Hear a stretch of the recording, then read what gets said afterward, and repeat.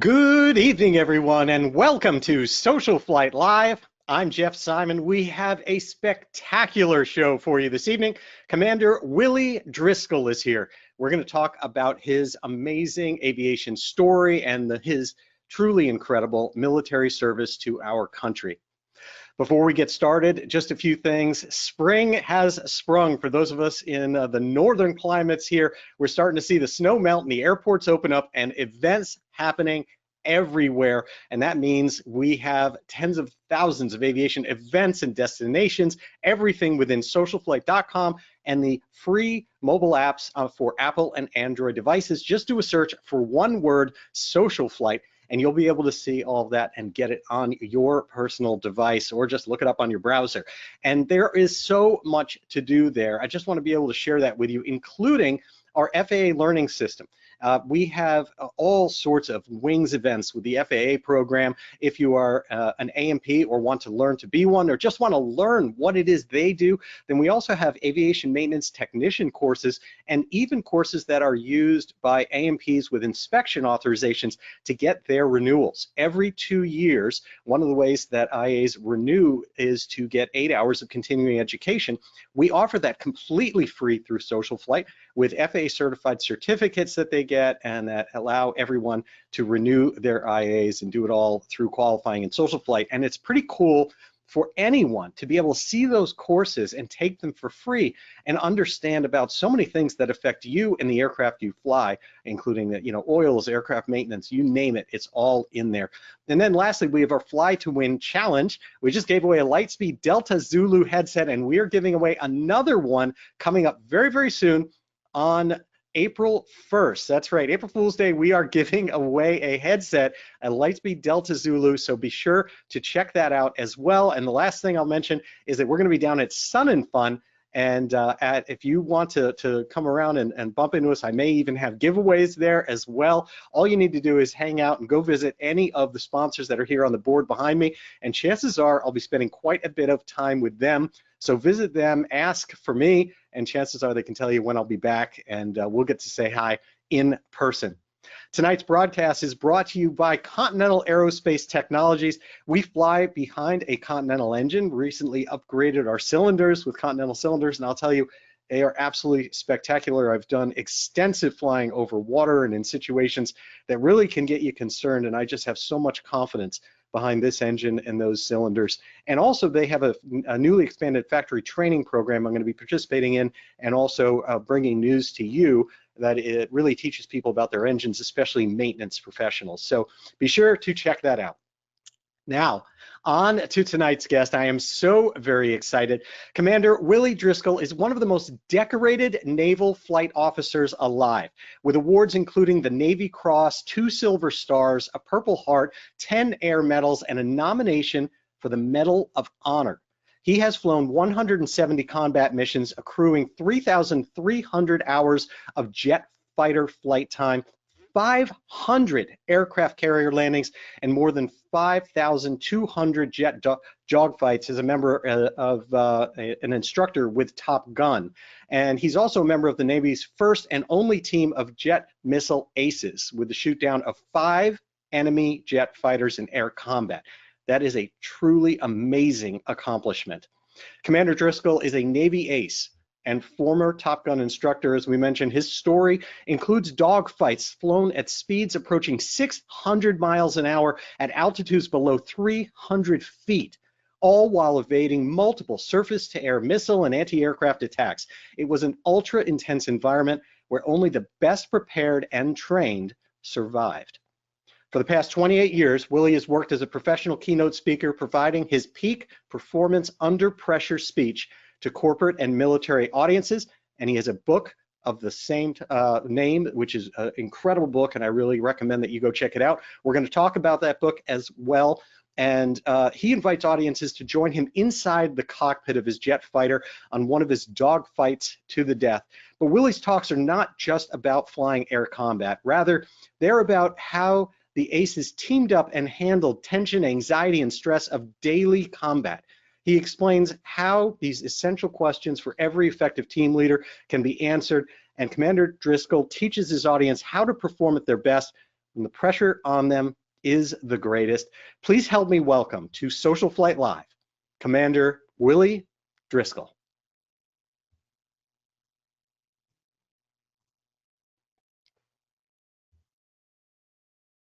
Hello, sir. How are you doing? Very good, Jeff. Thank you very much. Thank you so much for joining us this evening. I'll tell you that introduction it barely scratches the surface of so much that you've accomplished, and I can't wait to discuss it with you this evening. Well, thank you again for having us, and thanks also to your viewers joining us this evening, and we're delighted to be with you, and we're looking forward to the next hour. Excellent. Well, so take me back to the beginning. Tell me what it is that motivated you to join the Navy, and also the selection process of not just joining the Navy, but becoming a naval aviator. Well, I grew up in Massachusetts, and just as a quick footnote, my mother was a school teacher in town. I went to Catholic grammar school. My mother knew all the nuns, and my fourth grade teacher, Sister Agnes Teresa, said, Mrs. Driscoll, we don't think Bill's going to make it to the fifth grade. So thank you again for the kind words. But I grew up in a family. My grandfather worked in an armory during World War I. My father fought during World War II for the Army. He was with Patton. And I just felt when I got out of college, the country was at war in Vietnam, and I thought it was my turn now to step up. I've always felt a special privilege to live in this country. It's a special place despite all of its problems. As we say, the goods still far outweigh the others. So I thought it was my turn to step up, and I wanted to get into naval aviation because everybody, when I was in college, everybody said, you can apply, but it's impossible to get in. Nobody gets in. So I took that as an interesting challenge. Bought a book on flying, paid a guy $40 to take a little Cessna flight and understand what a rudder does and what an aileron does. Took the flight aptitude test, and I remember the gentleman that gave me the test said, hey, you got an aptitude for flying. I didn't tell him that I just bought my book and studied up on it a week or so before the test, but that's what I did. I got acceptance in naval aviation, went down to Pensacola, went through aviation officer candidate school, lived with the Marine drill instructors for 20 weeks before getting out of commission. That was for those that have been through it, it was quite an experience. And I think there was something like 86 of us started.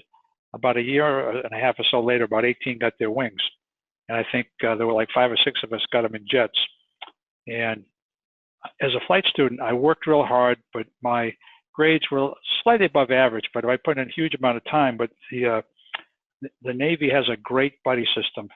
And there were others in my class that maybe majored in physics or in aerodynamics, and they could help me understand how an airplane, the power plants of an airplane or electrical system, how that works. And when I joined the Navy, I joined not knowing how to swim.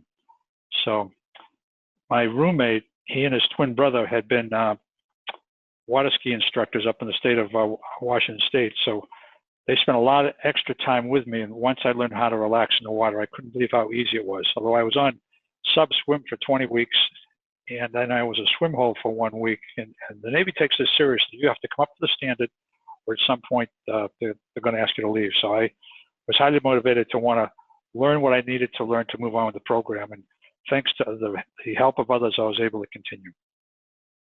That's fascinating. So not only having to tackle the odds of getting in the cockpit and making the cuts, but learning how to swim at the same time in order to do that. Yes, it was. The crazy part of that, if your listeners, anyone that might be up from the Northeast, in the state of Rhode Island, there's a place called Block Island. My father was a lifeguard out at Block Island for 3 years. He was a college football player. So how I missed that, don't ask me why, because we took our summer vacations down to the open ocean at Scarborough State Beach down in Rhode Island, and we were in the water all the time, but I just never picked up on it. But once I learned how to relax in the water, I was amazed at how easy it was to pass all the tests. So you were natural fish, you just didn't know it at that point. I wouldn't go that far. I would say I was probably a guy that once I learned how to relax, I couldn't believe how easy it was. Without jumping ahead too much to get towards your book and everything that you focus on, I am curious about you were self-motivated enough to put yourself in there and get to OCS and get accepted for flight training, even when the odds were against you. And yet the odds you just described to getting into a jet cockpit were, 5 in a huge number. What is it that you would say makes the difference for that? Like, what was that deciding factor? Sure. When I was down at Pensacola, Sunday afternoons, the Blue Angels at the time were flying the F-4 Phantom, and they would come back through to the Naval Air Station. Before they landed, they'd do a loop around the field. And just seeing them come in roaring in tight formation, to me, that was the coolest thing in the whole wide world. And I also was highly motivated by, in a fighter, somebody's going to win and somebody's going to lose. Now, I'm not particularly violent. I'm not a violent person at all, but to me that was the ultimate competition, because the loser is going to his fight is going to end suddenly in a huge fiery explosion. The winner can move on to the next airplane or move on to go back for the next day's mission. So in my view, it was the epitome of the competition. That doesn't get any more severe as a competitor than the winner gets to live, the loser dies. And I don't mean that in any kind of a particularly aggressive way. I was just had strong feelings that was something that I wanted to see how I would do if in that situation, and I wanted to do my part to help the country and support our prisoners of war at the time who were being horribly treated by the enemy in North Vietnam. So I was highly motivated on those 2 counts. That makes a lot of sense, because that was during a time that, of course, there was a lot in the news of what was happening to these pilots in Vietnam. Right. Tell me a little bit about the process, because of making it through flight training down there and getting up to the point that you graduate and are able to go out on deployment, because that in itself is as you mentioned, a real massive process of coming up to speed or being cut even after you make the first cuts. Well, I absolutely wanted to get those wings of gold. So I spent a huge amount of time in the trainer. There's several of the fellas, this whole process was easy to them. And again, the Naval Aviation Buddy System is terrific. So on my best days, I was probably solid average, but I can't tell you how many countless hours we spent in the trainer practicing the different things that we were going to encounter in the air, so that when I get up into the air, I had a pretty good sense of what was expected of me and what I needed to do to complete the mission properly and correctly. I've heard from other guests that you basically get 3 times if there's a problem, if you're not passing something at most, and that the stakes kind of rise each time. So even that is a test of character if you're kind of marked down on a maneuver or something during your training. Oh, the Navy's got a very strict set of protocols, and I can tell you, so does Top Gun. When I got up to Top Gun some years later as an instructor, we have a standard that's up here, and we don't lower the standard. And we will work real hard with the students, but they have to come up to the Top Gun standard. And if they can do it, great, they get to continue.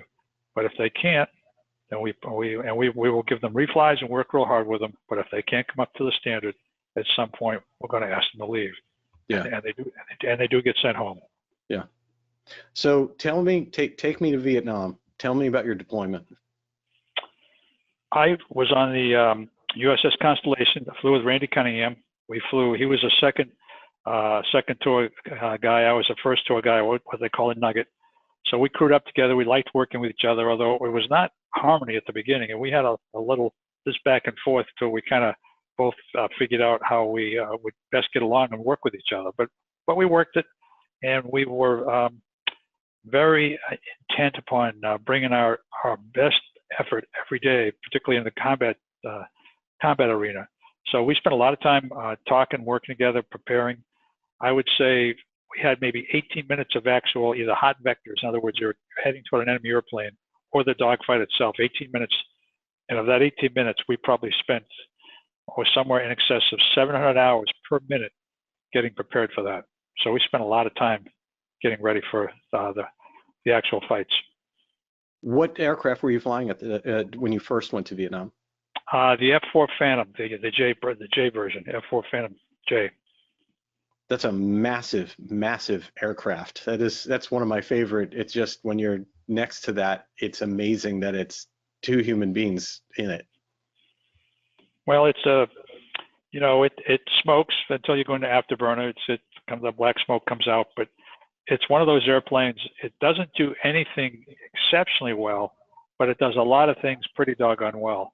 And it got us through some extremely difficult times in some of our combat dogfights. So yeah, I have nothing but the greatest respect, affection, and admiration for that airplane and those who designed it. You mentioned, of course, about you know, the amount of training that went in preparation before you would get into combat. But take us inside combat. Tell me a little bit about like your first combat experience. You know, I don't think anything can prepare for that, because the veterans will tell you what it's like and all this. But I remember the first time I saw the surface-to-air missile. You know, we're up here and there's this missile coming right at us, and as we broke hard down, it came up, nosed over, and it's coming down. And then there's two others coming the other direction, and then one of the airplanes in our flight gets hit. People are screaming. It's wild. There's all kinds of displays going on with your electronic equipment. We got bombs on the airplane. We're trying to brake to avoid the missiles. So the first time I was actually into a severe combat situation, I couldn't believe the level of intensity, the tension, the anxiety, the stress, and fear. My view has always been that fear left unchecked can turn to panic. And once panic sets in, chances for mission success are severely reduced. So we wanted to make sure we had a system in place to deal with the fear, and the technique we used was over preparation. We just really we tried to cover all the possibilities well in advance, because when you're up there doing it for real, you don't have time to think. It's reaction flying, and you're scared. You know, you got the shakes going, trying not to throw up. You usually don't, but some guys do. You're trying not to mess your pants. You usually don't do that either, but some guys do. The rule in our squadron was if you did those things, then when you came back, it didn't mean you were a bad person or anything. It just meant you were just reacting to the moment. Because in the moment when there's missiles coming from different directions, there's enemy airplanes inbound to you, or you're in the actual fight, and planes are getting hit, planes are blowing up, people are screaming on the radios. It's pretty intense. Wow. So, I mean, tell me about the different aircraft that you evolved through while you were on deployments. Well, I was with the F-4 Phantom on VF-96 on board the Constellation. Then I got orders back to TopGun, and at TopGun we flew TA-4s, A-4s. I didn't have any time in the A-4, but the TA-4 is a two-seat airplane. They had a fair amount of time in that, maybe 70, 80 hours. We got T-38s. I got about 250 hours in that. And we got several F-5Es, actually F-5Fs. Those were dual-seat airplanes. So it was a great time at TopGun, because we were putting the syllabus out there for the first time. Our students were going into combat. They were shooting down enemy airplanes. They were back in touch with us about what was working, what wasn't working. We were tweaking and adjusting the syllabus. We were flying twice a day. I got to fly with the finest pilots in the world. I mean, these are folks that, as we say, have no qualms about flying the airplane 1 inch from out of control at all times in a purposeful way. Got to fly with them. They gave me a number of flying lessons on how they do things, how they roll the airplane just so to get the nose where they wanted to, how much rudder they use to get the plane to do what they wanted to. So it was a very uniquely special time. Wow. So now help us all understand the timeline. So you were in Vietnam in combat in the F-4 Phantom, and fill us in on that time period before we get to the TopGun side and how you got selected for that. Sure. We got there in like late fall of 1971. And at that time, our missions, the first 6 to 8 or so weeks, were primarily involved with bombing Ho Chi Minh Trail. And the Vietnam War was a an interesting war because it would run hot and cold. I mean, sometimes we were in the thick of it going into the heartland of North Vietnam. Other times we were in the outer fringes over in Laos and Cambodia. It just depended on what was going on at the time. The first time I actually went into the heartland of North Vietnam and saw the multiple surface to air missiles, huge flak traps, airplanes crisscrossing the sky, people screaming and all this. That was in right at the end of December of 1971. And then we started going into in January of 72, we started going in regularly on a daily basis into different areas of North Vietnam. And on the 19th of January, Cunningham and I were flying what's called a MiG cap. So our job was to protect the strike group, and they went into a particular target area. In this case, we're going into what was believed to be an enemy airfield with two suspected enemy airplanes, or two suspected MiG-21s. As we approached the field, the skies lit up. We had 4 to 6 coming from the surface air missiles from the right, 4 to 6 on the left. We made hard breaks to the right, reversed quickly, hard breaks to the left. When they first come off, they look like a railroad flare. You know, they start out, I won't say slow, but in the end, they're closed. At the time, they're closing us at 1,000 feet a second, which is about 3 football fields.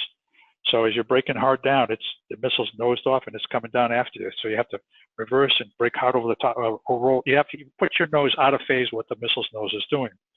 Where it gets a little difficult is as you're making the hard break to the right, as you roll back, there's the one right on top of you to the left, and then it's a real quick reaction back to the left to avoid that missile. So we started that evasive maneuvering somewhere around Mach 1.1, maybe 630 miles an hour to 25,000 feet. We ended up at 250 miles an hour at 7,500 feet, which in a jet mission like that, that's really slow. We always told ourselves we didn't want to get below 400 knots or 400 miles an hour. So Randy took the nose and he went into what's called a graveyard spiral, just to corkscrew through, because we knew we were right now in the heart of AAA country. As we came through the bottom of this, he picked up 2 MiG-21s that are in tight, we call it welded wing formation, heading north. So we dropped in behind them. We actually get down somewhere, gosh, I'm going to say we were down something below 100 feet. And we were maybe at this point, because we had been in a steep dive, we accelerated. The MiGs were going fast, and we ended up going probably 550 miles an hour, but somewhere less than 100 feet. And they were right tight together. We fired a missile. One of the MiGs made a hard break, broke away. The other one kept on running. And the MiG that broke away reversed back and tried to get back in position. And when he did, we just put our nose on his tailpipe, fired a second missile. The sidewinder came off and went right up his exhaust pipe. They both were an afterburner. It was like a bluish glow. And he exploded. And then Randy rolled the airplane and said, Willie, look at that. And he rolled the thing about 135 degrees. And I realized we're maybe somewhere 100 or so feet, cartridge around. It almost seemed like, we were so low, it seemed like the wing of the airplane could scrape the ground if you rolled at 90 degrees. And we were right on, the term is we were right on the deck. And I saw this MiG-21 hitting the ground, tumbling end over end. So at this point here, we did not want to give chase to the other MiG because we didn't know if he was trying to suck us into a flak trap. We were particularly worried about our fuel state, and we were by ourselves right now in the middle of North Vietnam. So he said, give me a heading out of here. And for a second, I thought, do I want to go back toward the ocean? I said, no, let's stick with what we briefed. So we made a turn back to get, and the main strike group was maybe 10 to 12 miles out in front of us, going back through Laos. So we made a hard break and started to climb, and we got looked at by all the surface-to-air missile sites again, but they must have already fired because they didn't shoot. We had strobes all on either side of our scope. So we climbed back out, and the tanker, we were tight on gas. We thought didn't have enough fuel to get back to the ship, and the tanker had been reported sour, but we were going to fly into Da Nang and land there and get refueled and go back out to the ship. But we decided to just hit the tanker to see what would happen. And lo and behold, the orange light in the back of the tail came on green. So we got the fuel we needed, went back to the ship, Randy said to me, "Hey, Willie, tell the air boss we want to do a low pass." So I came up on the radio and I said, "Phantom approaching the ship, request low pass." And the air boss, who controls the flight pattern on the carrier airspace around the ship, said, "Negative." Randy's going, well, he's going, "Doggone it." You know, he didn't say doggone, it was a little more than that, but he expressed his displeasure with that pronouncement by the air boss. So he said, "Tell him we just splashed the Blue Bandit." So I said, "Boss, be advised, Phantom approaching the ship just splashed the Blue Bandit."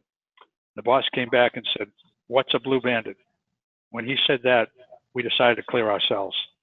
So we dropped down flight deck level, 600 miles an hour. We had plenty of gas now, roared by the ship, pulled up, did a couple of victory rolls, came back around, had a hard time slowing down enough to be able to land the plane, came back, landed, and then with our commanding officer, went up to visit the captain of the ship to explain what happened. He primarily was interested in the big kill. He was a good old boy from Louisiana, and I'll never forget. He said, "Boys, tell me about that MiG y'all got." He had been an F-4 pilot himself a few years back. We explained it to him, and I thought the term is getting put in hack, where they put you into you're confined to your room. He didn't do this, but he did say as we left, he said, "Now, boys, remember, you got to pay attention. You got to obey what they tell you to do in my pattern here. I can't have you boys coming in like that anymore." "Yes, sir." So we left. Our skipper rolled his eyes and got us back into the ready room and said, "So are we clear that this isn't going to happen again?" "Yes, sir." So that was the first MiG kill. Wow, that is an amazing story for your first MiG kill. And I didn't realize that some of these that you would be engaging at such a low level. That's got to be a really tough situation to be engaging in. You know, what Randy used to do, we used to fly around just above the clouds and practice some break turns to simulate like we were low to the ground. And the thinking was we wanted to have ourselves prepared for wherever the bandits were, we were going to be there. And we were going to be there and not just be there, we're going to be there comfortable operating. And we weren't there to look at them. We were there to shoot them down. Yeah, that makes sense. And where generally were and this was MiG-21s, you said? Yes, sir, MiG-21s. And was that was most of the time, were you dealing with anti-aircraft fire and also, of course, surface-to-air missiles, or how often did you actually come across enemy aircraft when you were fighting in Vietnam, in North Vietnam? You know, it's a funny situation because you never knew when you went into North Vietnam, you never knew what was going to happen. It was very unpredictable. And the U.S. had not shot down a MiG in 27 months. So at the time, it was a big deal. But then we went back into, a more of a, I won't say neutral way of operating, but it wasn't the intensity in going into the heartland areas that we had done on this particular mission I just described. But those that maybe served during the Vietnam War, right around Easter time, I was on the Connie and we were in Japan going back to the States. And North Vietnam invaded South Vietnam, and they were overrunning our allies in South Vietnam in an area called An Loc, which was just a little bit below the demilitarized zone. So, matter of fact, Randy Cunningham was already back in the States. He was going up to Point Magoo to do some of the test and evaluation work up there. So he got called back to the Constellation, and now we're going right into the heartland of North Vietnam, and I mean right into the heartland. And each day we went in, we just didn't know what was going to happen, but we might get a hot vector, then it might be told to knock it off. Our second MiG kill, we actually got a hot vector. We're right into the North Vietnam. We're in an area of a river called the Hourglass, where the controller comes up, says the bandits are 20 miles away, knock it off. We're doing what's called an in-place turn. We're making our turn. I happen to be looking over my left shoulder. Two MiG-17s pop through the clouds. One comes toward us, and the other one goes right toward our wingman. I call him out, and Randy sees him, and then he says to our wingman, we have bandits approach, coming up the left side. Take them left, take them west if you can. Meaning just keep going straight if you can without, if you don't feel too badly threatened. He did this. We pulled in hard behind the bandit that was attacking our wingman. We told our wingman to make a break. We fired a heat-seeking missile, and it hit the MiG, and bam, he blew up. And what happened though, when Randy was doing this, we now had 2 bandits on the left side, and another one I saw cross to our 6 o'clock, about 90 degrees off. Where he went on the right side, I don't know, but I assumed he was coming back around and putting his nose on us. Now those bandits carried 2 heat-seeker missiles under the belly. They had guns in the nose and guns on the wings. So the bandits are right behind us now, inside of maybe 600 feet. We're braking, we can't shake them, and they're matching the turn. So as we brake, so then we try to roll it back.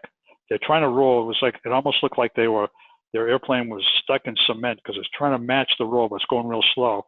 And as it did this, we try to build a little bit of nose to tail, get a little bit away, but we couldn't get away from them. As we started to break back in, we saw the belly again. They get ready to shoot us. So we couldn't get away. So at this point, now realize there's a heavy undercast. There's cartridge popping through the undercast. So Randy says, we're going down, Willie. So it was a real abruptly forward on the stick. We went back through the clouds. There were 2 bandits chasing us through the clouds on the left side. I don't know where the one on the right side was, but we went down right to 300 or so feet. We're going. There's a place called the Red River, so we're down by the Red River, belly checking back and forth. We know they're behind us, and we just figured if we couldn't see them, all that meant was we couldn't see them. They were back behind us, but we didn't see them again. So our wingman's calling for our position. We're doing this for maybe 8 to 10 miles back and forth because we didn't see them, but we knew they were back there. So then he pulled up abruptly up into the vertical, and when we did, we went back up through the clouds. As we broke through the clouds, I looked over to my right side. There was our wingman.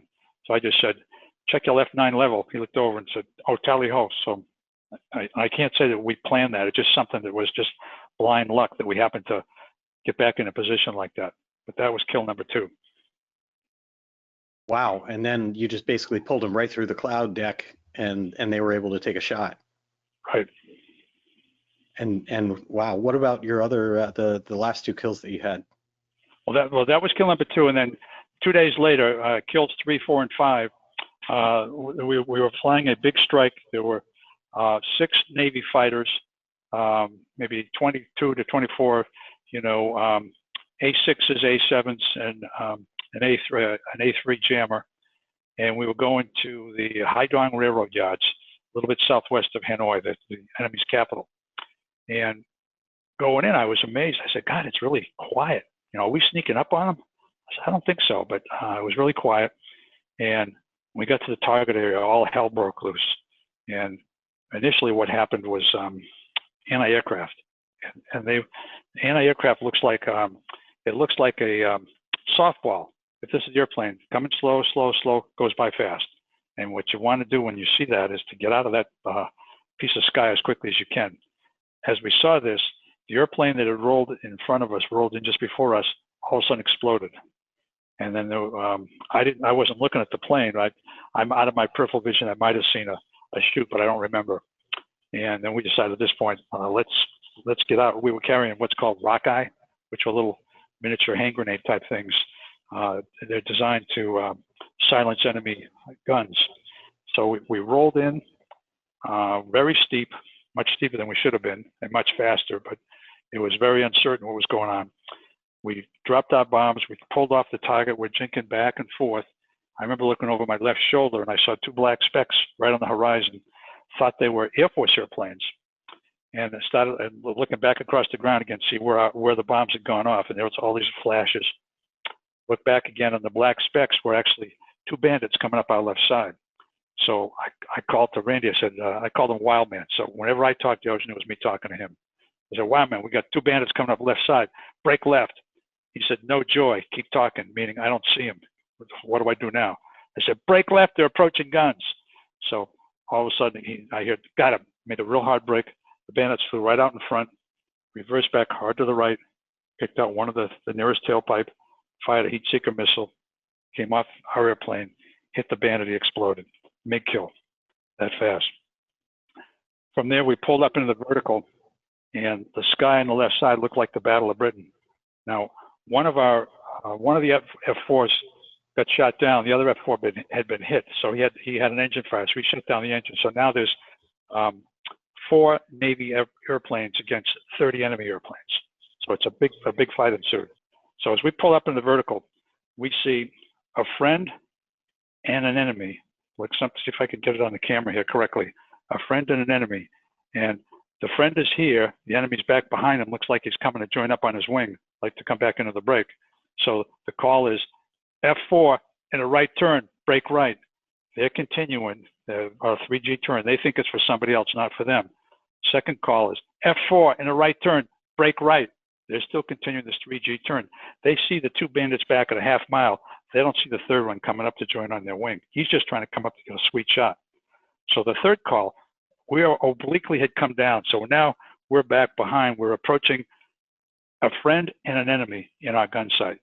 So the third call by us is, God damn it, F4, break right. You're going to die. In which case, every F4 out there broke right. And that was okay because they figured somebody must know something they don't know. So they made a hard break to the right. The bandit badly overshot. We came in from his belly side, got him as close to his deep 6 as we could, fired a heat seeker. This exploded just after his tailpipe. But when it did, it knocked the enemy airplane decelerated rapidly. We almost hit the plane and the pilot. When the pilot ejected, we had to take a cutaway. I can't say I made eye contact, but I actually looked over, and you always know there's an enemy pilot flying the plane, but I looked over and said, "Yep, there he is." I mean, I didn't say I took about a nanosecond. I said, "Well, there's the pilot." Took a hard break away to avoid hitting him and all the debris, because when the missile hit his airplane, it decelerated rapidly and pieces started coming off toward our flight path. So as we pulled away from that, we steadied back up. There was a black speck on the nose. And during this time, when there's missiles, we have guys in parachutes, people screaming, it's wild and crazy. And we saw a black speck on the nose. And then it turned out to be a MiG-17. We broke hard into him. He broke hard into us. We passed very close aboard. When we did, he turned on the gun. So that's right, he's got to go. We made a hard break away. He flashed by. We pulled up into the vertical thinking he'd run out our deep 6 o'clock, but he hadn't. He'd gone up in the vertical too, and he was well above us. Generally in the dogfight, you always try to be the higher of the 2 airplanes.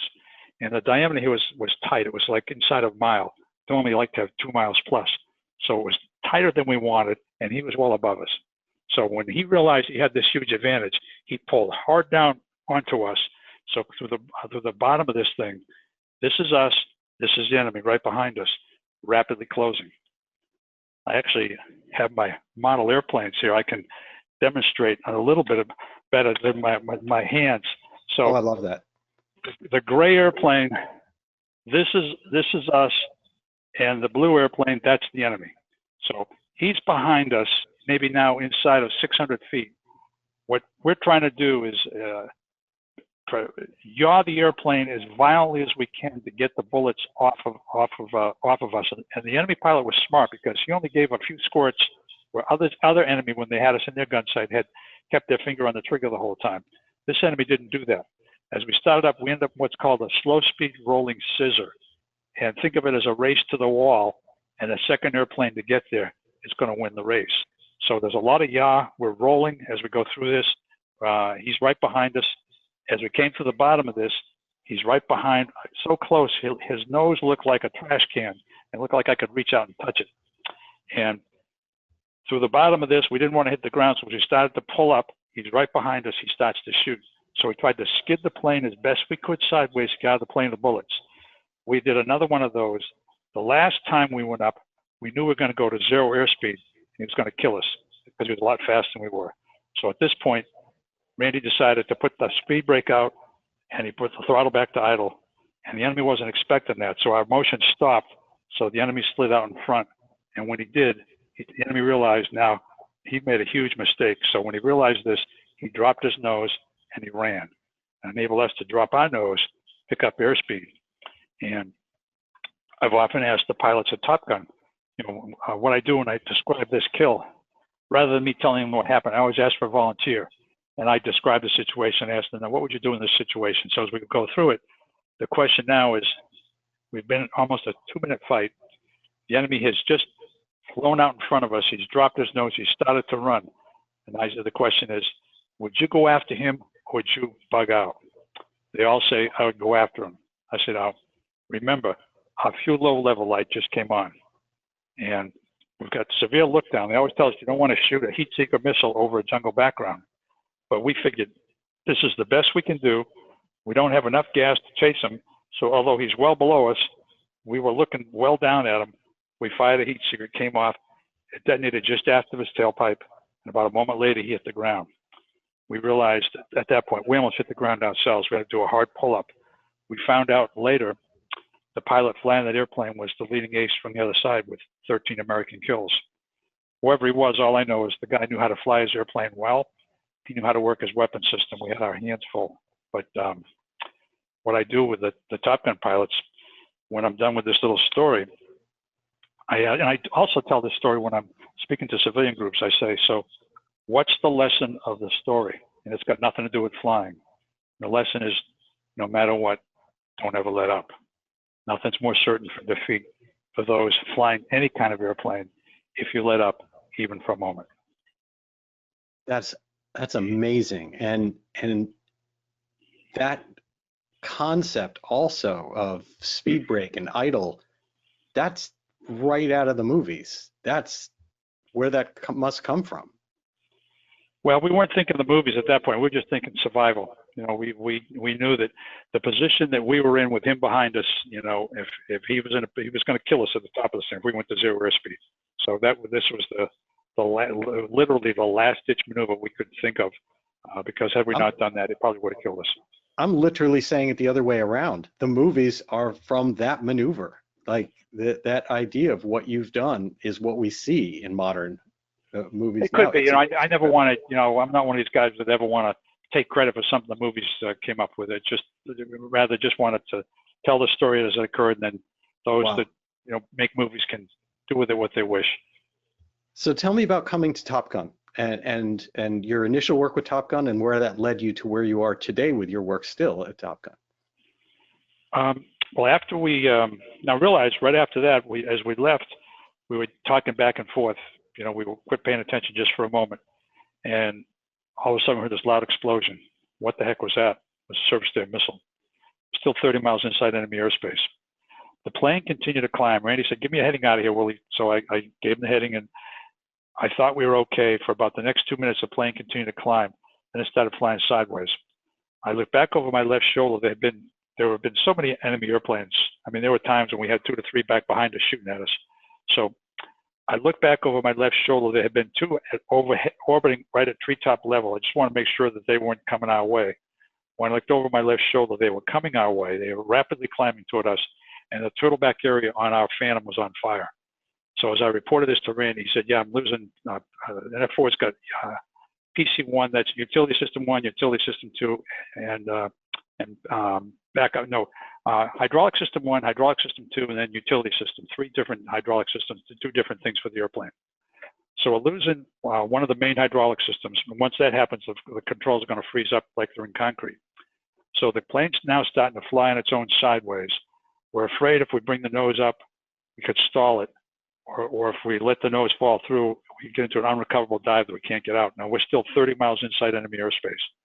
So what he did was he just rolled the airplane with the rudder, whichever way the nose wanted to go, he put rudder in that way. And we did maybe 3 of these, think of them as barrel roll type maneuvers with not a lot of G on the airplane.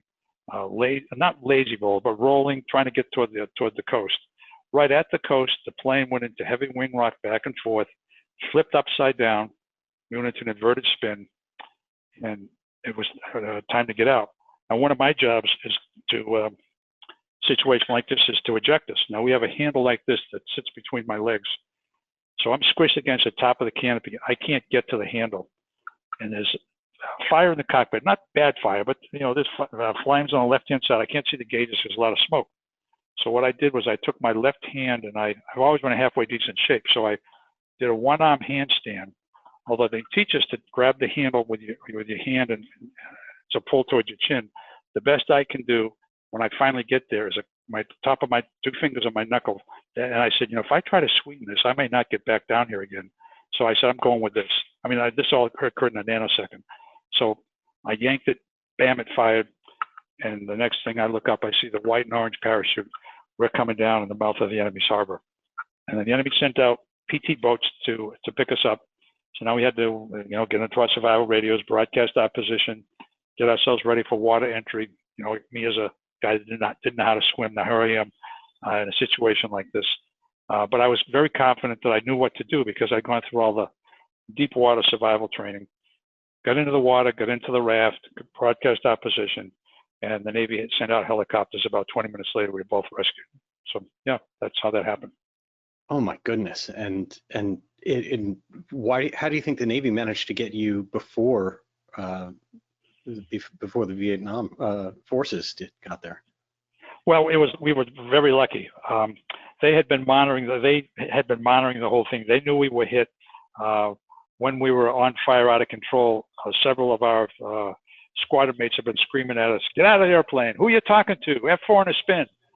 We didn't hear any of that because our radios are burned out. So the Navy and the carriers knew that we were in huge trouble. We were ejecting right at the mouth of the enemy's harbor. And on the way down in my parachute, I came up and broadcast my position. Then I came up beeper. So my beeper was going the whole time. So they knew right where to pinpoint me, and they knew they had to get there quickly because it was going to be a race to see who was going to get to us first, us or the enemy. So there was helicopter ships out there nearby to address issues just like this. So they dispatched the 2 helicopters. One picked me up, the other picked Randy up, and we were taken back to a helicopter ship for physicals, then back to the USS Constellation later that day. Wow. Were there any air cover protecting you during that? I don't think so, but I can't remember. I was just so focused on coming down in the chute, making sure I got my mask to one side, getting the gloves off, getting ready for water entry. I think I don't recall. I would remember if there were airplanes circling overhead, but I didn't see any of that. I mean, realize we're right in the heart of the enemy's territory. The Navy probably didn't want to send air cover in there because then they would have been right in the surface dead missile envelopes. So yeah.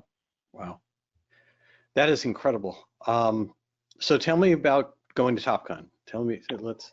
So we were, then we traveled the country for the next 10 months, doing speaking tours and things like that from behalf of the Navy. But then I was served on the staff for the next 4 years, and became an instructor and gave, I think, 6 or 7 different lectures, and started the first time that we started doing the echo range. I thought it was important that air crews that we trained experienced in training what it's like getting shot at. So we went up to China Lake to these electronic ranges and set up missions so they could experience that. All the displays, and we'd shoot the smoke flares at them, and then Top Gun airplanes would jump in, and big dogfights would occur. And we wanted to give them a taste of what it's like when you're doing it, with a sophisticated air defense network that you have to deal with. So served there for the next 4 years. Left there, got checked out in the F-14, made a couple cruises on board USS Enterprise. Got out of the Navy like in 1981. Was asked by Top Gun if I'd want to come back to the staff in 1988 and prepare a talk on air combat, our lessons learned. So I interviewed 26 other aces to find out how they became aces. I've always been intrigued by the fact that less than 2% of those that ever flew real combat against real enemy airplanes accounted for greater than 40% of the enemy planes shot down. Those are the aces. So I interviewed 26 of them. They accounted for 212 kills. And I used that as the basis for that early air combat talk. And as I became a professional speaker, I also used the information I got from the aces for how to be at your best when the pressure on you to be your best is the greatest as a professional speaker. Tell me that statistic again, because that is one I haven't heard before, about what percentage. Sure. Less than 2% of those who ever flew real air combat with real enemy airplanes in the sky accounted for greater than 40% of the enemy airplanes shot down. 90% of the other fighter pilots who were in the same piece of sky with the aces at the same time didn't get even one kill. So not saying anything good or bad about anybody, just it's a very intense environment. It's very intense, and I don't think people realize. I mean, the element of fear is almost overwhelming. The tension, anxiety, and stress it's very intense. So you have to be wired a certain way to get through that, to not only deal with it, but to put up those kinds of numbers that the aces put up. So tell me about that. I think a lot of times people think about what makes the right stuff for those pilots that are successful at that level being stick and rudder skills, but you're describing it in stress management and focus and the ability of handling the situation. I'd love to hear more about that. You know, so the 26 aces I interviewed, the question is, so how'd they do it? As we say, they kept the plan simple. You can have all kinds of goals, but if you don't have a plan to how to achieve your goal, it isn't going to happen. Simple formula. Simple plan, relentless preparation, recognizing repetition produces confidence, attention to detail. When am I most hurt? When am I most vulnerable? Debrief, how am I doing? Satisfied, the day I stop wanting to get better, it's the day I stop being good. Repeat the process. And one of the things I do when I speak to my audiences, I say, well, that all sounds good, but the glue that holds it together is self-discipline. And I hold up a mirror. I say, take a look at the face in the mirror. Anybody can be self-disciplined on occasion, but I'm not talking about that. I'm talking about that gritty, day in and day out self-discipline. If you want your performance to improve your self-discipline. The aces were self-disciplined in the extreme. That's one of the main ingredients that brought them the success that they got. Wow. Tell me about your book, Peak Performance Under Pressure. Sure. I figured, I don't consider myself anything special. We were well trained and lucky to be in the right place at the right time. But I am aware that I have a somewhat unusual resume and a somewhat unusual set of life experiences. So I took a lot of what I had learned at TopGun. I worked for a large commercial real estate company called CBRE, and I was there. They have like 17,000 salespeople. I was number one 5 different times in San Diego, North County, just doing the same things that we did at TopGun and the way that the things I learned in naval aviation. I mentioned earlier, I've been a professional speaker for the last 28 years. I speak at large Fortune 500 defense contractor events and financial services events. So I don't give canned speeches. So I always interview 5 or 6 audience members about a month prior to find out from them what's most important, what they're good at, what they're not good at. I tailor things accordingly, so I'm very centered on what's most important to them when I do these speeches.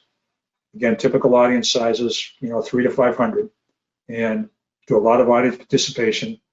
Rather than me telling them how we pick our teammates for TopGun, realize we get 45 to 50 candidates, and we pick 3 to 4 spots.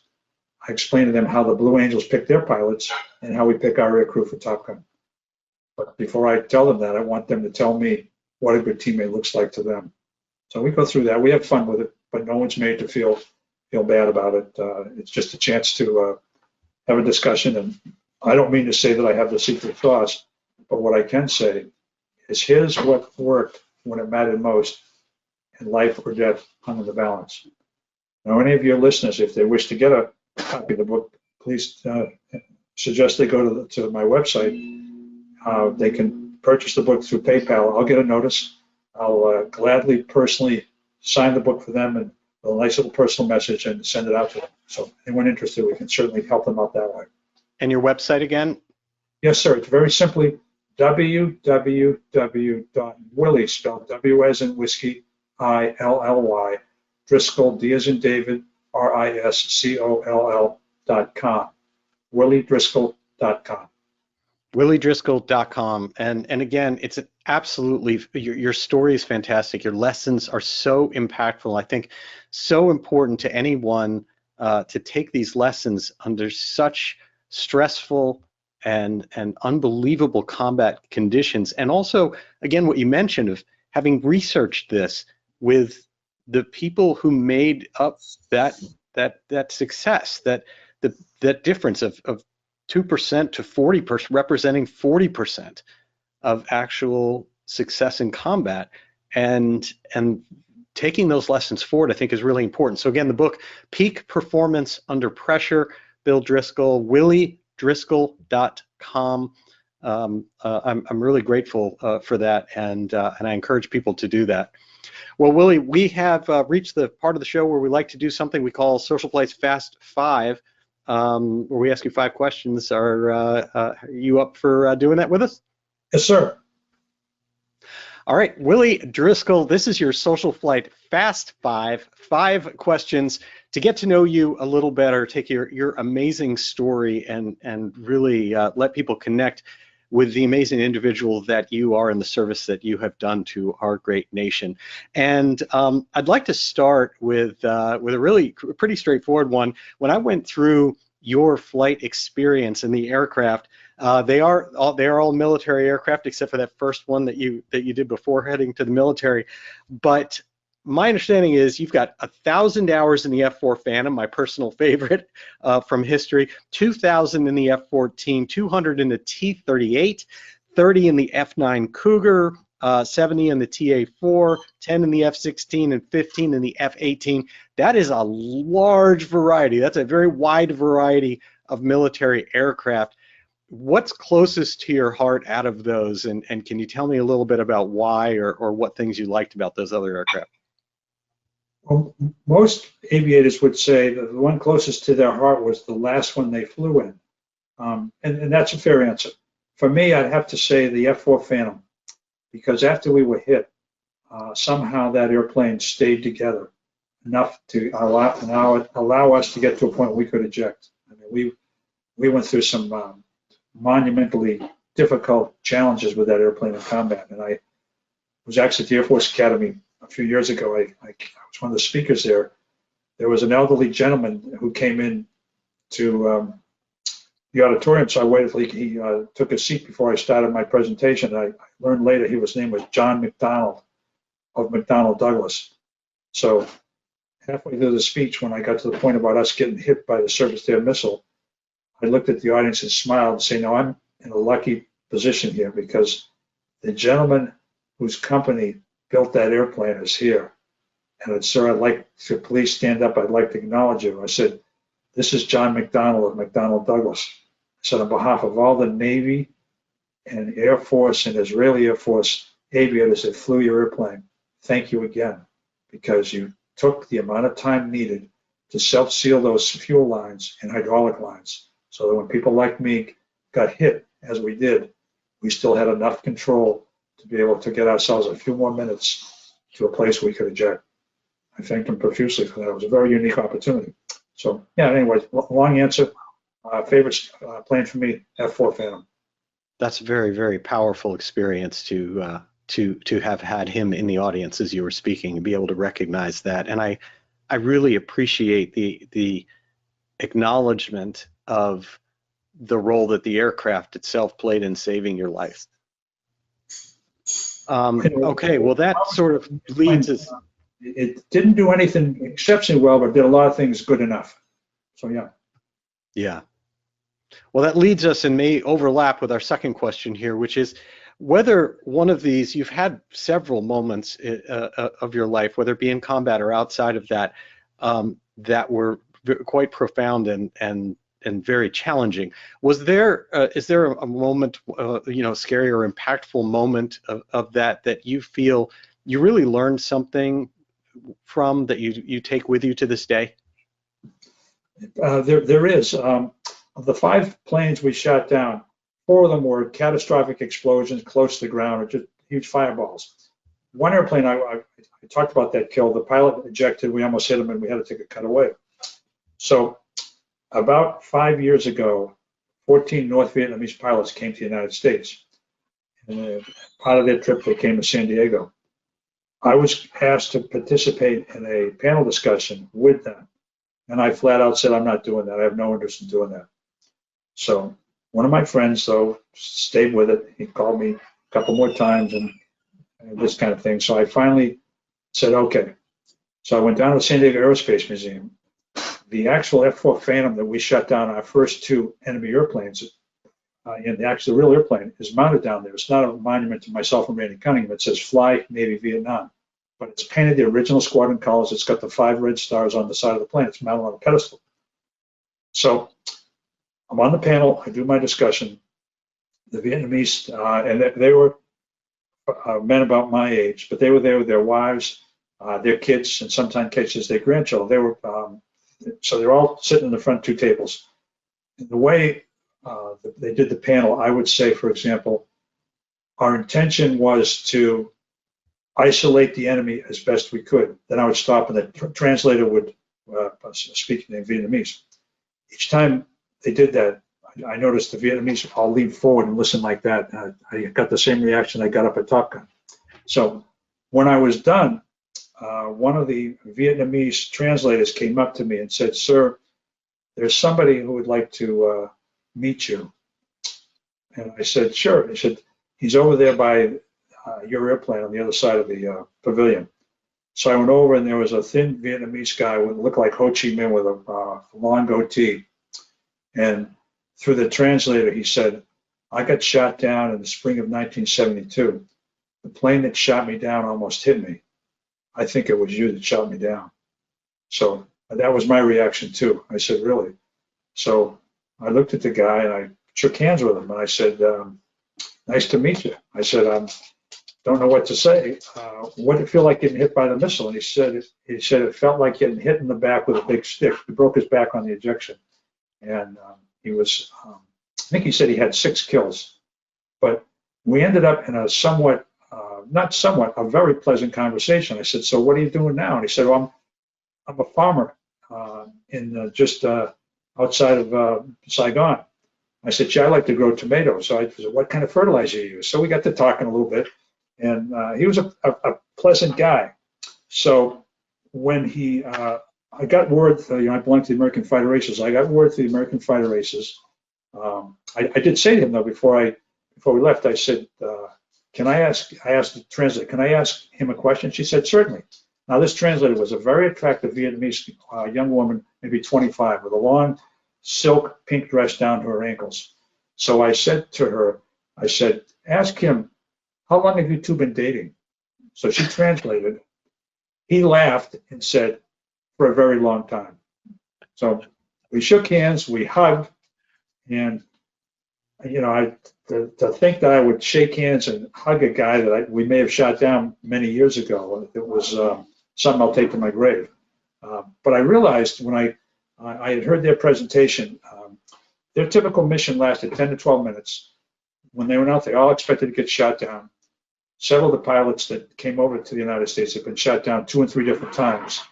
And when their wives would come out to the base, they had 60 airplanes, and between the Navy and the Air Force and the Marine Corps, we had 1,200. So when the wives came out on Thursday afternoons for visits to the airfield, it wasn't for conjugal visits. It was just to see if they were still alive. So I was thinking to myself, man, that was a tough row to hoe for those guys. Most of them learned how to fly before they learned how to drive cars. They went to flight training, riding bicycles. So it was a very interesting experience to get to know the backside of what their life was like. So yeah, that's something I'll probably remember for the rest of my life. When he did pass away, I got a word from the American Fighter Races Association. So what I did, I have a tailor who's Vietnamese. So I went down to my tailor, I got a sympathy card, I wrote it out in English, and the tailor put it into Vietnamese, and it went something like this: "Dear Bin family, your dad and I met 2 years ago in San Diego. We also met maybe 50 years ago over the skies of North Vietnam. The meeting 50 years ago was not particularly pleasant. The meeting 2 years ago was delightful. Please know that your family's being remembered in my family's prayers." And I signed it, Bill Driscoll. So yeah, it was a pretty heavy experience for a guy like me. Wow, that is so powerful. Okay, well, that takes us to our next question, which is quite positive, and that is, and fitting with the story that you just told. And that is, if you had an opportunity to go back and re-experience some moment from all of this is flying in your life, just to be back in there, not to change it, just to re-experience something positive, something that was really quite wonderful, where would you go? Where would you put yourself? I'd probably put myself in the middle of a Navy fighter squadron ready room, because the men and women today that you come into contact with are just world class. And I say this with great respect for our civilian friends. I mean, don't get me wrong, I don't think we're anything special, but the people, particularly in a combat ready room, I mean, we are partners, and we are giving each other assurance that I will protect your life. And they say, great, I will protect your life too. That's pretty powerful to be able to say that and then go out there and actually do it. In some cases, in the most difficult of conditions. So you don't, I have not encountered, I've traveled many places, I've given many speeches, met many wonderful, interesting people, but the camaraderie that you get in a fighter squadron ready room during times of combat, can't beat it. It's just, I'd put into words, but the sense of humor, there's everybody's fair game. The pimping, the teasing, the kidding, but the quality of the individuals, the willingness to do what has to be done in the heat of battle to make sure our teammates are okay. It's special. What a blessing to have been in that level of camaraderie. That is really quite wonderful. All right, question number 4. If you could go back and give some advice to your younger self before you joined the Navy, what might you say to that younger Willy Driscoll? The younger Willy Driscoll, I would say, it's going to be okay. Live it one day at a time. Although I did try to bring the best version of myself each day, but I was concerned about making sure that, I'm one of these guys, I did not want to be better than somebody else. I just wanted to be the best version of myself each day. But like all of us, you think, gee, if I only had done this, if I'd done that. I mean, for years, I kicked myself on the butt because we never should have gotten shot down by that surface to air missile. Had we been paying attention, not yakking. I'd been looking at the radar screens, and we had displays. We just weren't looking at them. So the thing I always ask my audience, my civilian audiences too, I show them a brief video clip of one after we got hit. And then I asked them, why do you think I showed you that video? I said, was it to have you think I did something brave in combat? It says, no. I said, no. I said, I showed you that video because despite perhaps the finest moment of my life, 5 minutes later, I had the worst moment of my life because we quit paying attention just for a moment. It almost cost us our lives. That's why I showed you that video. Whole point there, though, it's not, I don't say this is unique to flying. This is many things in life, drug abuse, alcohol abuse, serious illness, financial troubles, troubles with marital troubles. People today struggle. There's a lot going on in people's lives. So when I do my speeches, what I try to do is offer some hope, a sense of, you can get through this. It doesn't have to be perfect every day. Just try to bring the best version of yourself. I'm very involved with the Navy SEAL Foundation with some of our SEAL brothers that have really struggled with some of their PTSD challenges. And so we try to, put out a helping hand, listen mainly, just have them tell us what happened and offer no advice. We're not medical people, but listen and encourage them to seek medical advice if they're so inclined. So those kind of things, yeah. Yeah, that's great. Okay, the last question number 5 of SocialFlight's Fast 5. If you could choose anyone, alive or no longer with us, past, present, famous or not, anywhere in history, to spend an evening with, who would that be? You. Well, I've never heard that one before. You sure you don't want to revise that? Okay, well, that's an interesting question. Probably, I'd like to invite you. Someone I've always been fascinated with is Abraham Lincoln. And I say that because what is it, the 9 days before he took the oath of office, 7 states ceded from the Union. You know, as challenging as things are today, I mean, our country's been through some wild and uncertain times in the past.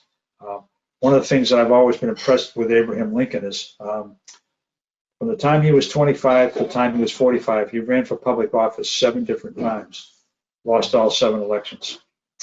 Yet he later got elected president of the United States, and he's known as one of our greatest presidents. But I've read a number of books about Abraham Lincoln, and he battled depression. He had all kinds of challenges that he had to deal with.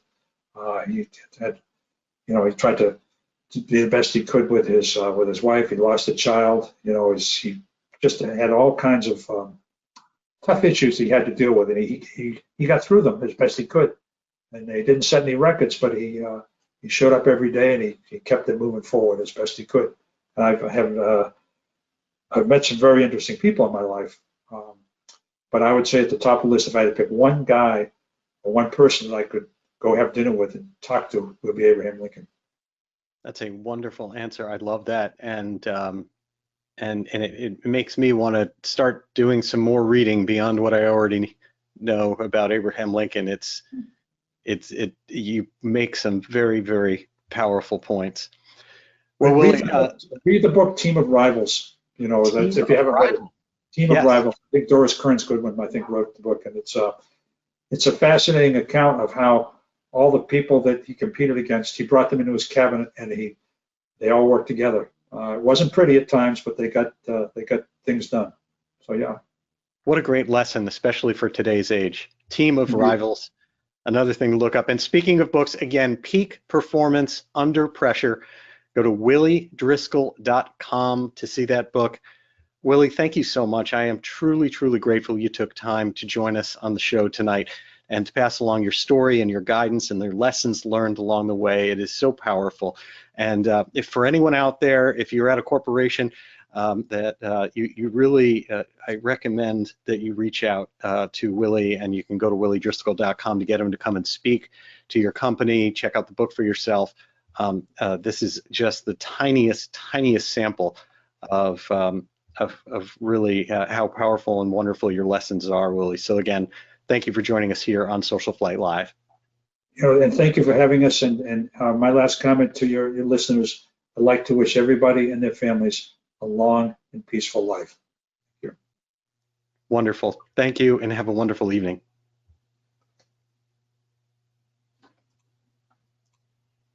And thanks to all of you for everything that you do to support general aviation and the world around you.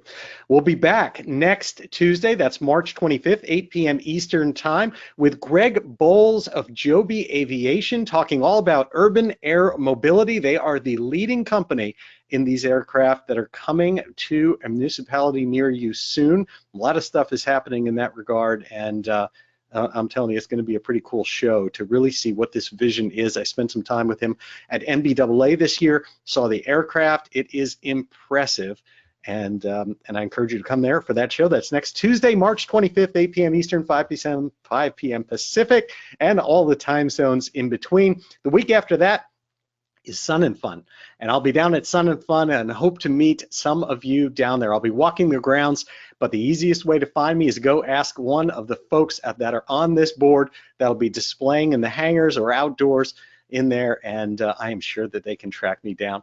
Until next time, again, thank you so much for joining us here on SocialFlight Live, and I wish you all blue skies.